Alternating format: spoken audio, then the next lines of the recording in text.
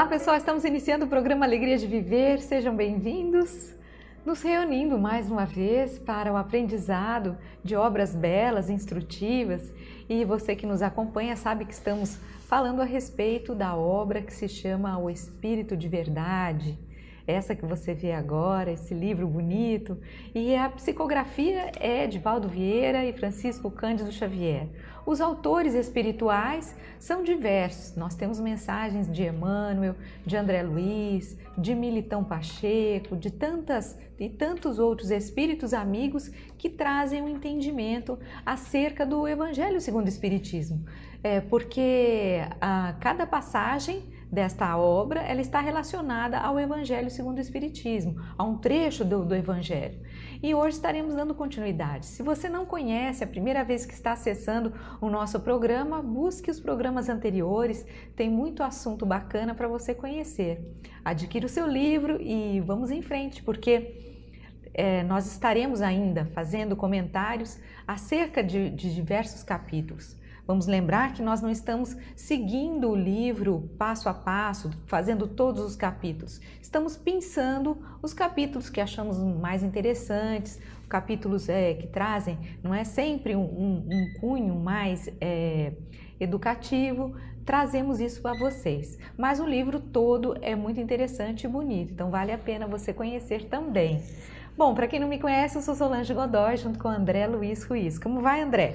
Olá Solange, olá queridas irmãs, queridos amigos, sempre uma felicidade podermos falar de obras tão belas como esta, no caso, O Espírito da Verdade. E esta obra, como a Solange realçou, ela aborda muitos aspectos da nossa vida pessoal, do nosso modo de ser, dos problemas que nós enfrentamos, dos desafios que nos tocam, como forma de evoluir, como forma de crescer. Particularmente no dia de hoje, nós vamos tratar de um tema que é muito importante e que o espírito André Luiz, se não me engano é ele mesmo, estará nos tratando, nos fazendo pensar a respeito. E eu acho que vai ser benéfico para você, como foi benéfico para mim, ter em mente a nossa capacidade de observar estes critérios, não só por aquilo que nós estamos vivendo neste instante na Terra, mas por tudo o que significa na evolução do espírito, o respeito às nossas limitações orgânicas, aos cuidados que o corpo precisa e como administrar os senões, os problemas que apareçam. É importante que nós estejamos vivenciando estas lições que André Luiz vai nos trazer, não só porque ele foi médico na Terra e continua no plano espiritual nos medicando, mas porque também muitos dos problemas ou dificuldades que nós enfrentamos, eles serão de outro tamanho, de outra dimensão, se nós ponderarmos com sabedoria, com calma, cada uma destas lições, desses ensinos que André Luiz vai nos tratar. Gente, vamos entrar no capítulo 32 e o título desse capítulo é Na Saúde, na Doença. Na saúde e na doença, parece coisa de casamento, né? Também, quando eu vi o título... Jura ser fiel na alegria e na tristeza. Na saúde, na doença. riqueza ou na pobreza, na saúde ou na doença, não é? Eu acho que é alguma coisa de relacionamento, mas não é não. Na saúde e na doença. E esse capítulo, ele está ligado ao Evangelho segundo o Espiritismo, no capítulo que fala sobre sede perfeitos. Então, no item 11, sede perfeitos, o item 11 fala sobre cuidar do corpo e do espírito. Então, depois vocês podem buscar esse trecho do Evangelho, que é muito bonito também. Mas a mensagem de hoje é do espírito André Luiz. E vamos ver o que André Luiz tem a nos dizer a respeito desse tema. Esse vai ser um capítulo que a gente vai comentar bastante, vai interromper, vai pegar cada frase, vai procurar esmiuçar. Preste atenção, vai anotando no seu livro, vai fazendo as suas próprias reflexões nas partes em branco do livro, para quando você voltar a ele, no capítulo específico, você se recordar das coisas que você pôde pensar e daquilo que você ouviu alguém pensando, não é mesmo? São ideias que às vezes nos iluminam, nos ajudam e você marcando isso, você não se esquecerá delas. Vamos lá, Solange? Vamos lá. Começando com o slide de introdução. Em toda circunstância, Trate a própria saúde, prevenindo-se da doença com os recursos encontrados em você mesmo. Bem, veja só, a gente tem um monte de farmácia. A terra, ela principalmente nos dias de hoje, não é? Ela é coalhada de instituições cuja finalidade é levar medicação para os problemas. Se você fizer uma pesquisa, eu aconselho que você faça, escolha na sua cidade uma avenida movimentada, pegue um caderninho, uma caderneta com um lápis, ande por esta avenida de carro, se você puder, e vai contando quantas farmácias estão ali. Seja na esquina, no meio do quarteirão, vai contando quantas farmácias estão disponibilizando remédios. Obviamente, que quando você chegar à conclusão de que é um volume imenso de farmácias, você perceberá que está vivendo numa sociedade doente. Só uma sociedade muito doente precisa de tanto remédio. Porém, ele está dizendo aqui, como você viu, e nós vamos ver de novo no slide inicial, em toda circunstância, trate a própria saúde com os recursos encontrados em você mesmo. Trate a própria saúde, prevenindo-se da doença. Ou seja, não é tratar a doença para recuperar a saúde. É tratar a saúde, prevenindo a enfermidade. Com que recursos? Com os recursos da farmácia? Não. Com os recursos encontrados em você mesmo. Isso é profilaxia. Isso é cuidado preventivo. E é aí que nós vamos começar a ouvir o que André Luiz nos está falando. Logo a seguir, continua a frase. Cada dia é novo ensejo para adquirirmos enfermidade ou curar nossos males. Ou seja, diariamente, ou nós trabalhamos para diminuir as dores, ou nós conquistamos doenças que não tínhamos. Todo dia é oportunidade para isto. O melhor remédio, antes de qualquer outro, é a vontade sadia, porque a vontade débil enfraquece a imaginação e a imaginação doentia debilita o corpo. Aí nós vamos chegar numa frase do livro Nos Domínios da Mediunidade. No primeiro capítulo do livro Nos Domínios da Mediunidade, nós teremos uma afirmativa do Espírito André Luiz ao nos trazer os ensinamentos, que está bastante consentânea com isto que estamos vendo aqui. Ao tratar do que é a mente. André Luiz, no livro Nos Domínios da Mediunidade, diz o seguinte: nossa mente é um núcleo, ó o livro aqui, ó, tá vendo? É um núcleo de forças inteligentes gerando plasma sutil, gerando matéria sutil, que sai de nós incessantemente e oferece recursos. Ele é um material utilizado para que a nossa imaginação se torne plástica, se torne palpável à nossa volta, sob o comando de nossos próprios desígnios, de nossa vontade. Desígnio é o querer, é o que você está buscando. Veja só agora, e é aqui que a gente vê a relação direta com o que André Luiz está falando também aí. A ideia é um ser, é alguma coisa que a gente cria, é uma coisa que tem vida, é um ser organizado por nosso espírito, a qual o pensamento dá forma e ao qual a vontade imprime movimento e direção. Vontade e pensamento, forma e direção. Então você vê que no fulcro da mente está a criação das formas pensamento. E quando você tem, como temos aqui neste trecho do livro, o melhor remédio antes de tudo, antes de qualquer outro, é a vontade sadia, vontade firme, vontade que tem condições de saber realmente o que deseja. Porque a vontade débil, frouxa, fraca, o que ela faz? Ela enfraquece o pensamento, a imaginação, a capacidade de plasmar coisas positivas.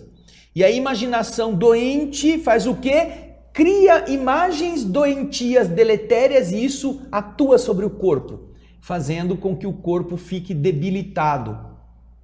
Veja que importante. O melhor remédio é a vontade sadia. A vontade de ter saúde, de ter força, de ter soluções boas para aqueles problemas. Porque se você fica, ai, eu queria tanto melhorar, ó vida, parece aquela hiena do desenho, né? A Hard, o Lip Hard. Ó vida, ó céus, não vai dar certo, eu quero, mas não sei se vou conseguir. É sempre assim.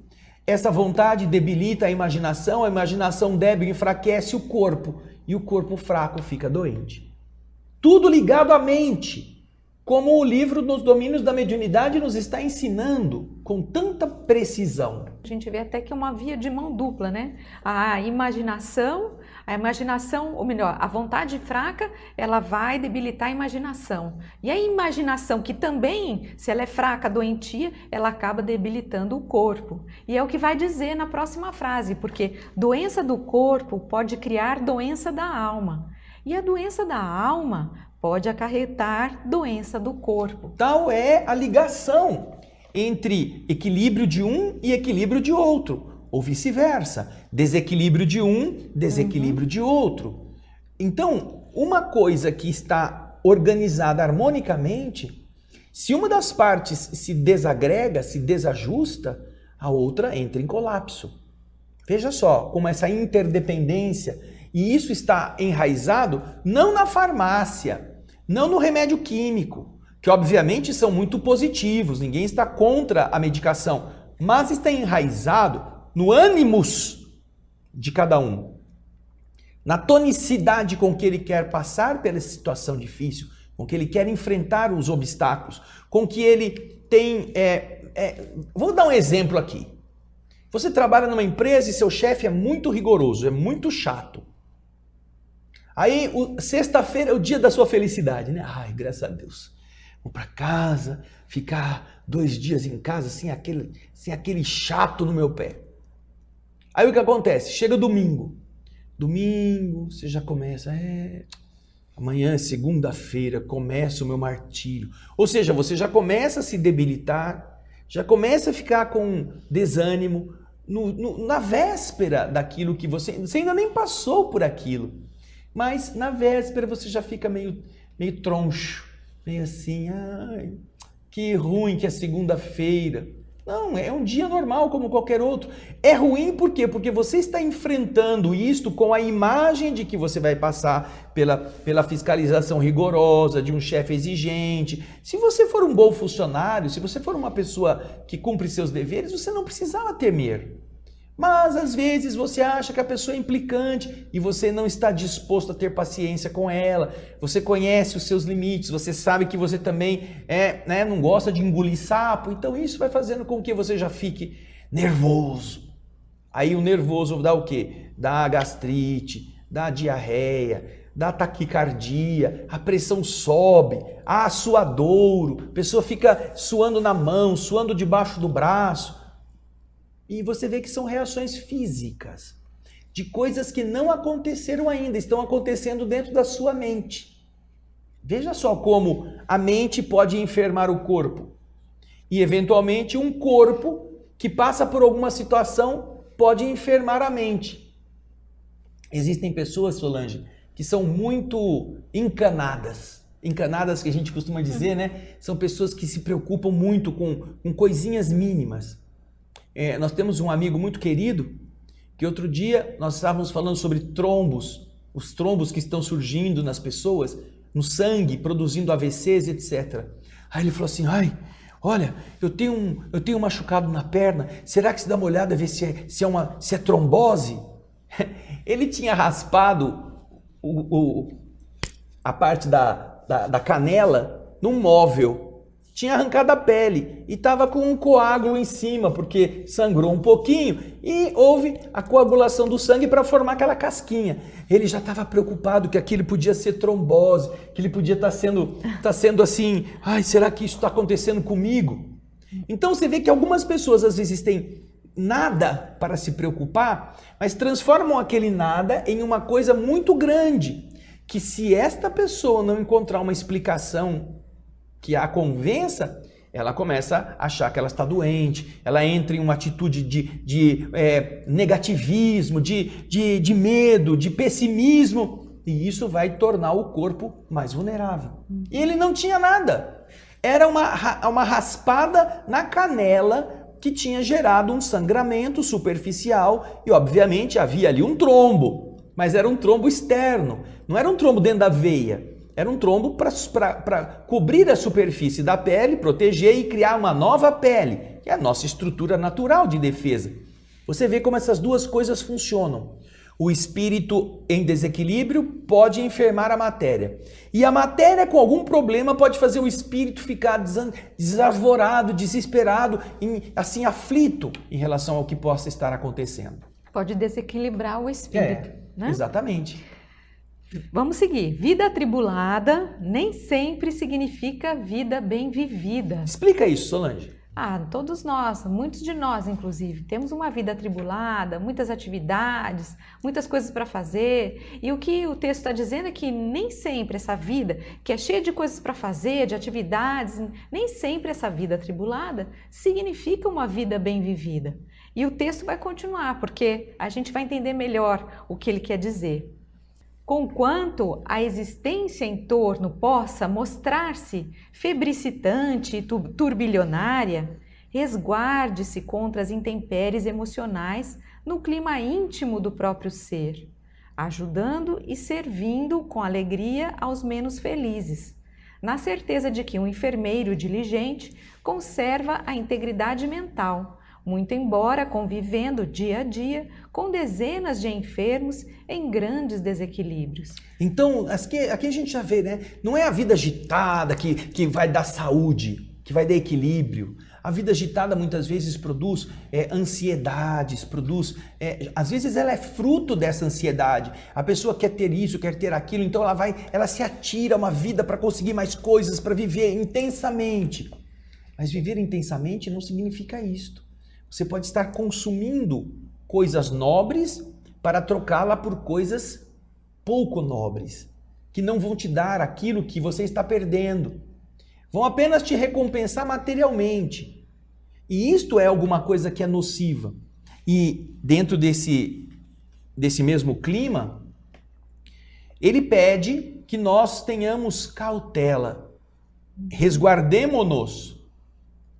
Aí você vê, resguardemo-nos contra as intempéries emocionais, os altos e baixos, calor e frio, agitação e bonança, dentro do nosso clima íntimo, ajudando e servindo a todos os que estão à nossa volta.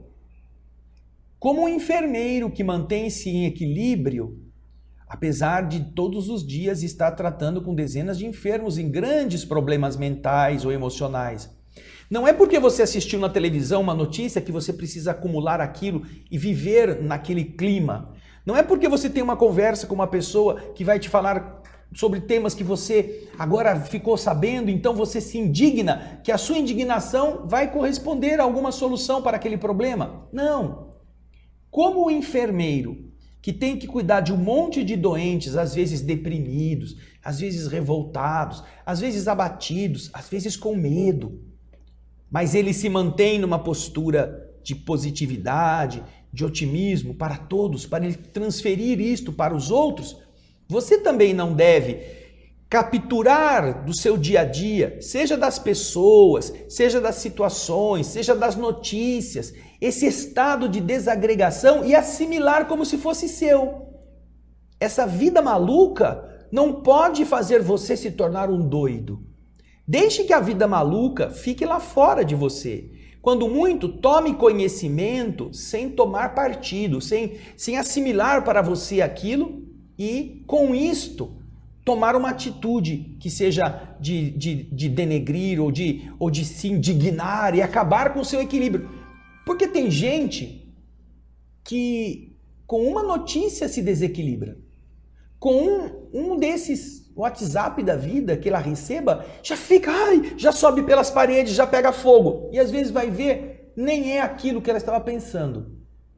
É interessante isto. Então, é esse modo de você tratar das coisas com esse equilíbrio que vai te dar a serenidade, aquela retidão mental para você não ficar na turbulência. Quando a gente está nessa situação de muita agitação no nosso dia a dia, o que costuma acontecer é que essas situações acabam nos contaminando. A gente se deixa levar pelo nervosismo, às vezes, de um colega de trabalho, por uma situação que não gostamos, ou situações em que estamos sendo envolvidos, nós somos levados por essas situações, essas atitudes. E se a gente for ver até agora, num procedimento muito simples, que é a vigilância, é o prestar atenção, é estar bem centrado, essa é a farmácia que depende apenas de nós mesmos, ou seja, é o remédio que nós temos, é um remédio interior que cada um de nós possui e que quando colocamos em prática, nós mantemos o nosso norte. Nós não ficamos balançando que nem pipa ao vento, não é? Então a nossa felicidade, ela não vai depender da felicidade do outro, ou não vai depender do outro nos tratar bem ou mal, não. Nós estaremos bem, em harmonia, seremos felizes, porque nós estamos cultivando isso dentro da gente, sem deixar que essas coisas amargas venham contaminar ao nosso interior. Então essa já é a primeira farmácia, a farmácia interior que cuida de nós mesmos. E a mensagem continua, vamos dar sequência, porque eles falam assim: somos parte integrante da farmácia do nosso próximo. Agora, então, nós vamos ver que, além de sermos donos dessa farmácia que cuida de nós mesmos, mantendo o nosso equilíbrio, o texto está dizendo para a gente que nós também somos parte integrante da farmácia do nosso próximo. Nós seremos farmácia para as outras pessoas. Observe as reações que a sua presença provoca no semelhante e pacifique aqueles com quem convive, não só pela palavra, mas até mesmo pela aparência e pelas atitudes, pois com a simples aproximação funcionamos como tranquilizadores ou excitantes de quem nos cerca, aliviando ou agravando os seus padecimentos físicos e morais. Olha que coisas boas, né? Lê aí, Solange, desde a primeira lá. Observe, somos parte integrante da farmácia do nosso próximo. Você já pensou nisso, você que está me ouvindo? Que você faz parte da farmácia que pode ajudar o seu semelhante a ter saúde? Você como pessoa. Não é o que você tem de remédio na sua farmácia, da sua casa. Não é uma pastilha, não é um comprimido, não é um xarope. Não, você. Você já notou que você pode ser remédio ou veneno na vida do seu semelhante? Remédio ou veneno. Então, é muito importante você ter essa noção. Porque se nós estamos na Terra com uma finalidade positiva, você deve agir sempre de uma forma que aquelas pessoas com quem você se relacione sejam promovidas, se sintam felizes, se sintam animadas, se sintam estimuladas a saírem da posição em que se encontram para chegar a uma posição mais elevada a elas mesmas. Agora, observe as reações que a sua presença provoca nas pessoas à sua volta. Veja como elas reagem quando você está próximo. Pacifique aqueles com quem você convive. Não somente pela palavra, não só pelo que você fala, mas até mesmo pela aparência. Você já viu pessoas dizerem assim: nossa, o fulano estava tão mal vestido, estava vestido de uma forma tão grotesca, que olha, não teve quem não notou. E às vezes você diz assim, Solange: aquela pessoa estava com algum problema, porque ela estava tão desleixada. Não é? Estava tão desleixada.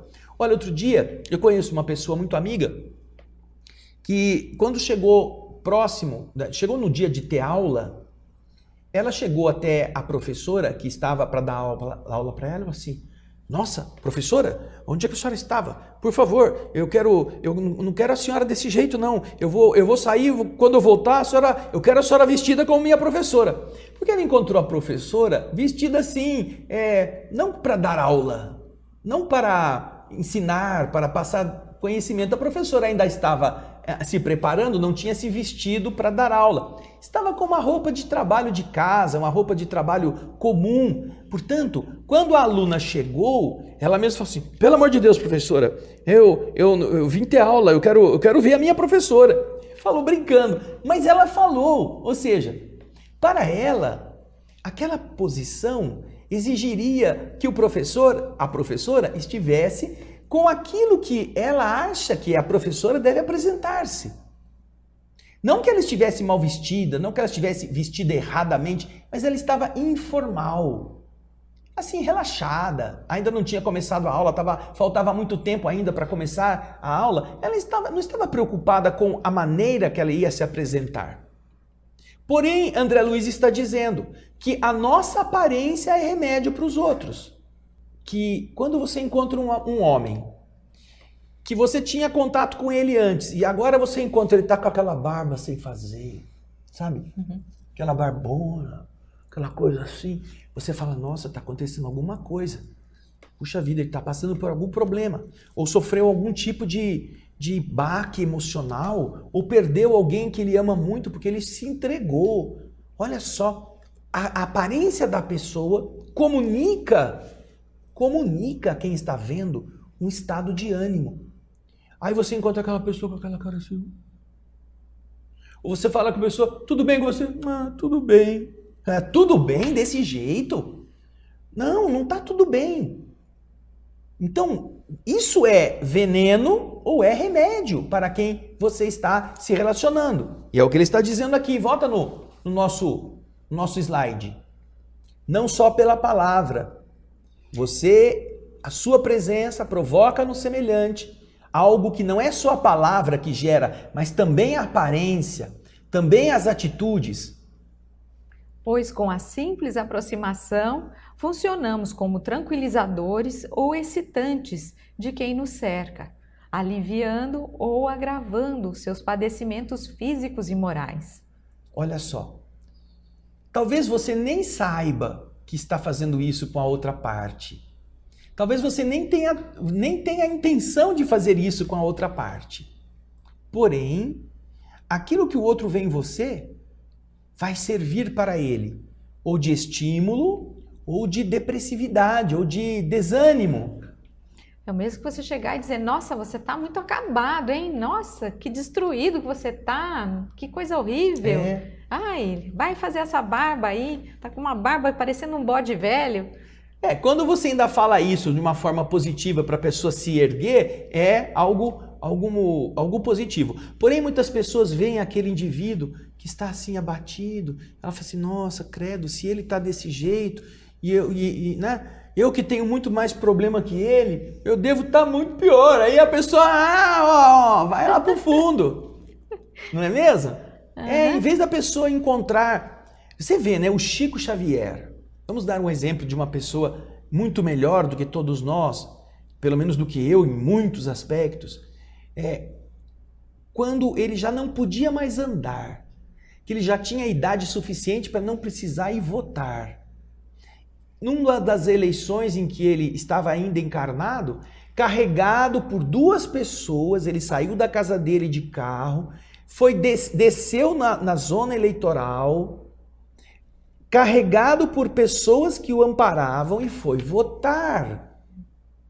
Para dar exemplo, para fazer as pessoas que com saúde estavam preguiçosas, não vou votar não, eu justifico, que é justamente o que vai dar definição do destino de uma comunidade, para que ele tivesse vergonha. Puxa vida, olha esse velhinho com quase 90 anos, saiu da sua casa, já não tem mais obrigação de fazer o voto, e foi lá, arrastado, e votou.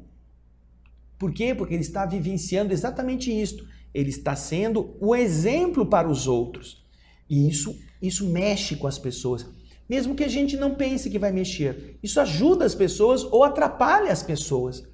Então, a maneira como você utiliza a palavra é importante, mas também a sua forma. Ninguém está falando aqui de forma como uma coisa de luxo, de enfeites desnecessários, de coisas escandalosas do ponto de vista de exibicionismo. Não. O que ele está falando é a maneira correta de você comunicar-se às pessoas, um estado emocional positivo, construtivo, enobrecedor. Mesmo que você não imagine, vai chegar onde a pessoa está, dentro dela. E eu tenho certeza que você já ouviu essa expressão. Quando alguém recrimina outrem porque ela está com uma roupa estranha, a outra fala assim, mas a fulana também veio desse jeito e não falaram nada. Não é mesmo? Ou seja, alguém também naquele mesmo grupo se vestiu de uma forma parecida e não foi recriminada. Então esta outra pessoa vendo aquilo, falou assim, eu quero fazer a mesma coisa, se ela veio, eu também venho, eu também vou, eu também posso. E quando ela é recriminada, talvez até porque ela esteja mais exagerada até do que a outra, quando ela foi chamada a atenção, ela fala que a outra fez, ou seja, ela não fez porque ela quis, ela fez porque a outra fez. E como ninguém chamou a atenção da outra, ela também se vê no direito de fazer sem ser recriminada. Entendam como estas coisas são muito sutis e você não percebe, mas elas funcionam como o André Luiz está falando. E aí, Solange? Vamos seguir adiante? Vamos. Muitas doenças nascem da suspeita injustificável.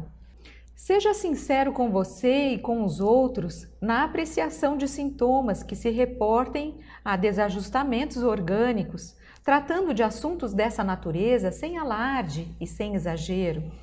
O maior restaurador de forças é a consciência reta que acerena as emoções.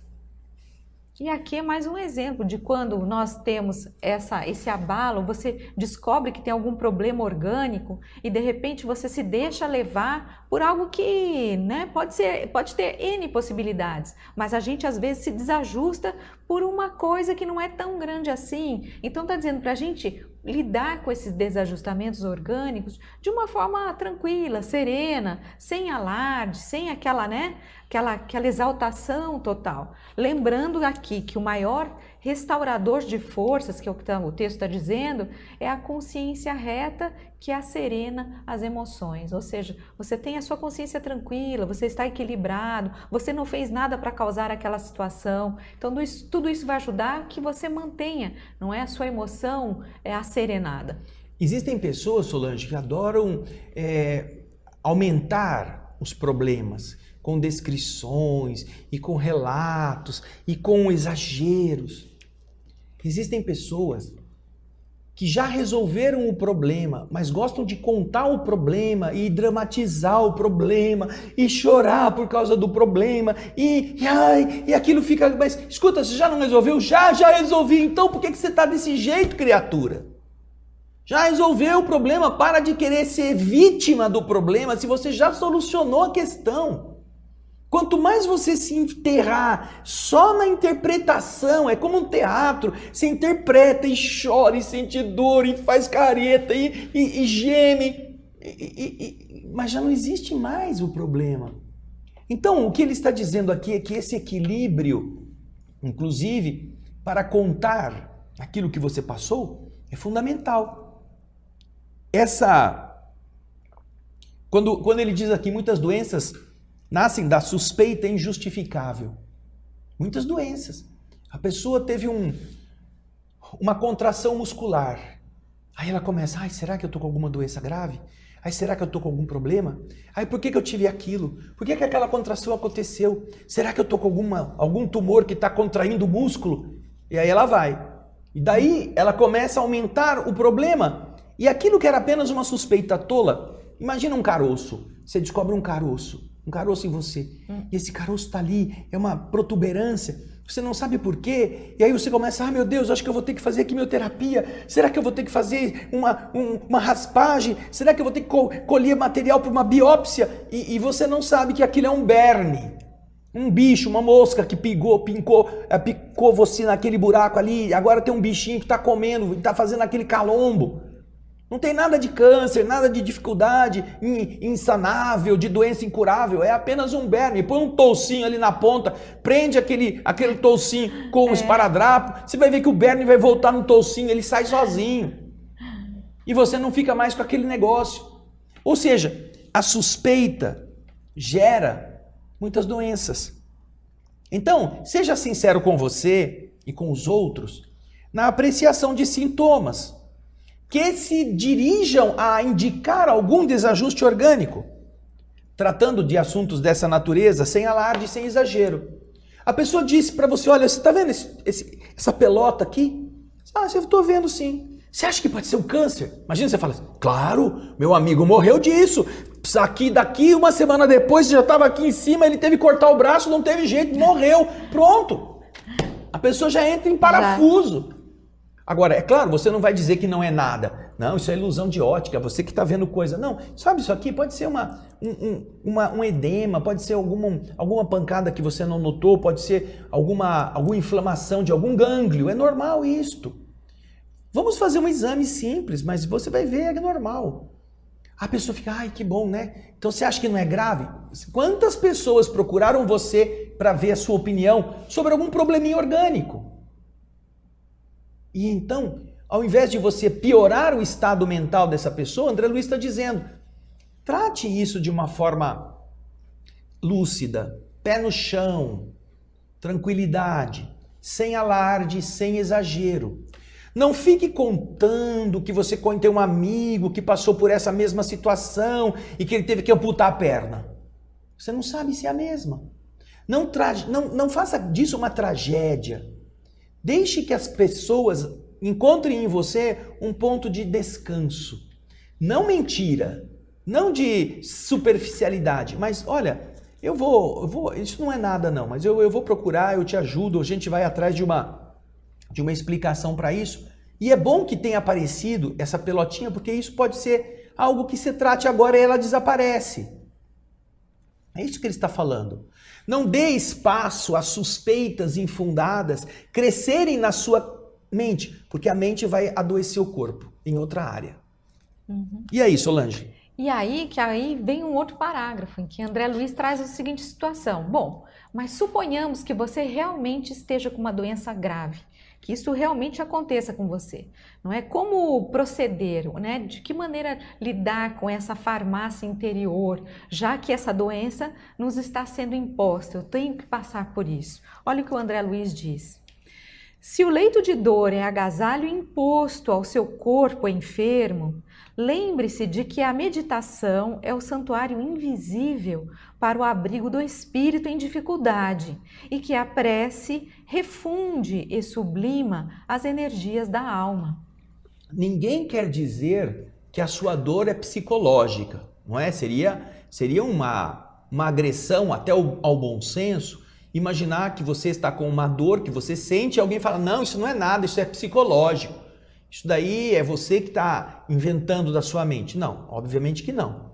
Então, se você está num leito, se você foi para um estado de dor física que realmente está te levando a uma situação de tratamento, se, portanto, o leito que a dor te faz buscar é um agasalho, é aquela roupa que se impôs ao seu corpo doente, você está ali diante de um fato. Lembre-se de que a meditação, pensar sobre aquilo, não exagerar, não ficar atemorizado, a meditação é um santuário invisível para que o espírito se abrigue em dificuldade, o espírito que está em dificuldade se abrigue. Medite. Eu tenho certeza que uma vez você eventualmente já estava tão atarantado com tanto problema que um dia você procurou uma igreja em silêncio para entrar e rezar, porque você precisava de um lugar quieto. E geralmente a cidade é muito tumultuada, às vezes até mesmo as catedrais são tumultuadas, então há pessoas que procuram um parque isolado, quer sentar numa grama, quer ficar em silêncio, não quer ouvir ninguém.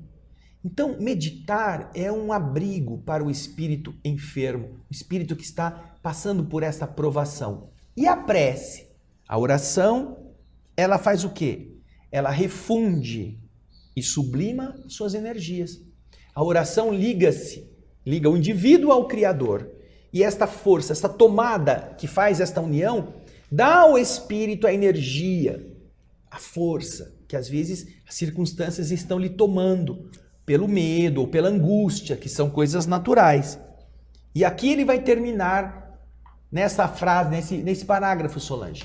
Doença é contingência natural. O que é isso?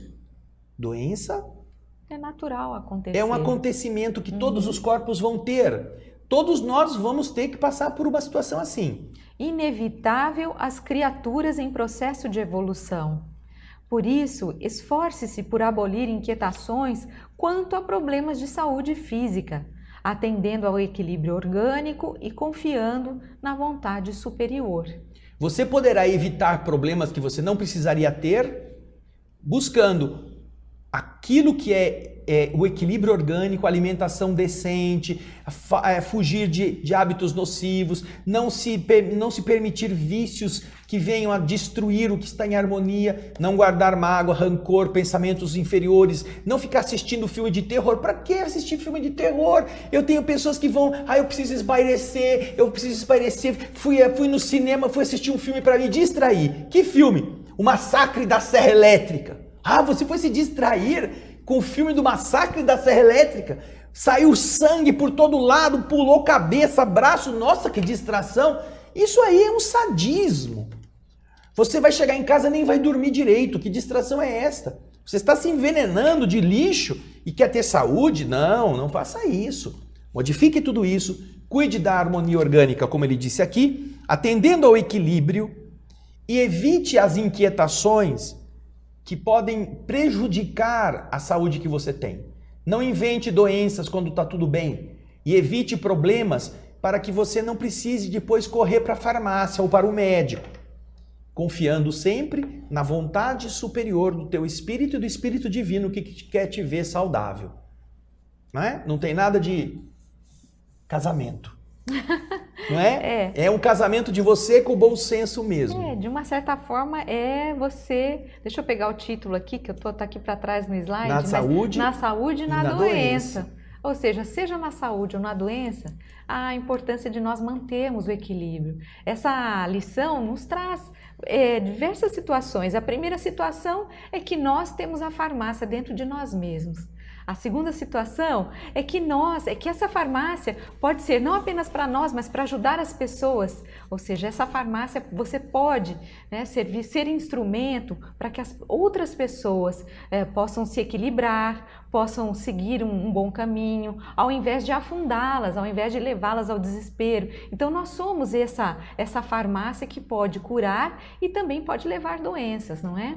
E a terceira lição, que no meu entendimento é essa última, ou seja, caso as doenças existem, todos nós teremos que enfrentá-las cedo ou tarde, mas caso isso aconteça conosco, é importante que a gente busque esse alívio, essa consolação na prece, na meditação, nessa confiança, não é, de que o que está acontecendo no nosso caminho é para o nosso bem. Se o nosso corpo está doente e nós soubermos lidar com isso, com certeza a nossa alma sairá desse embate muito mais luminosa e muito mais purificada, porque vamos aprender com tudo isso. Mesmo que a gente não tenha que desencarnar daquela doença, os remédios que a gente tomar fazem efeito muito mais rápido.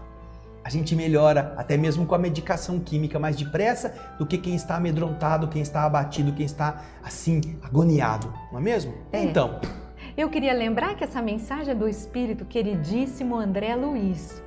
E nós temos, e me parece que é o mesmo André Luiz, que escreveu através de Chico Xavier uma série de livros, de obras muito bonitas que você pode acompanhar e assistir num programa que se chama O Espírito da Letra. Não deixe de ver, porque existem 8 já obras lidas, comentadas pelo André Luiz, e são obras que trazem muito ensinamento, muito conhecimento sobre a espiritualidade. Estamos fazendo agora ação e reação.